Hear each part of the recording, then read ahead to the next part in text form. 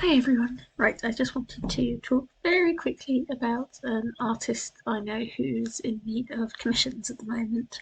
They're a disabled artist, and all of the commissions are going toward them getting an electric wheelchair. This artist is Aurelia Cetinn, and their link is in the description, so you can use that. But I want to talk about them mainly because they're an artist I've used before for pieces of work and for my book covers. When I did my first self-published book that was a paperback, I needed a good cover for it. It was The Lost of the Saber Fangs, which is one of my dragon books, and I didn't think any of the drawings I'd done was good enough to be a book cover, so I asked them, and they drew me this wonderful piece. I'm showing it there.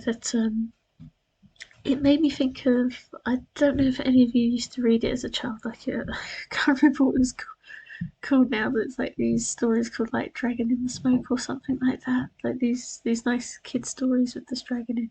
And I just loved the way it looked like they'd painted it first. And then I got them to do one for a Kindle story of mine called Falling at His Feet, which is just a ridiculously silly, funny romantic comedy, and one of the first sort of times I decided to really sort of throw in for romance and comedy. And then you'll see the picture here, and I asked them to draw the snake in it that the main character had as a pet, and because the main character is a screenwriter, they did all the books on there.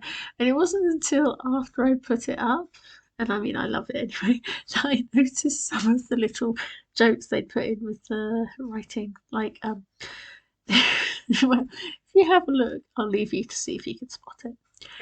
And then the biggest project I got them to do was for my Traitor to the King story. I'm going to be getting them to do the cover for Traitor of the Blood as well, because they were doing stained glass style at the time, and we agreed that it would be a really good style to use for Traitor to the King. So they made me this. It's fantastic. I think it's one of their best works, certainly for all of the detail they put in that covers so much that happens in the story if you understand the story. And I'm so excited to see what they think they'll do for Trade to the Blood. So that's probably my favourite piece they've done. And then recently I've started commissioning them to do little, like, for my Viper Clan characters, little portrait pictures. And this is the one they've done so far, which is Theodulus, or Theo Viper.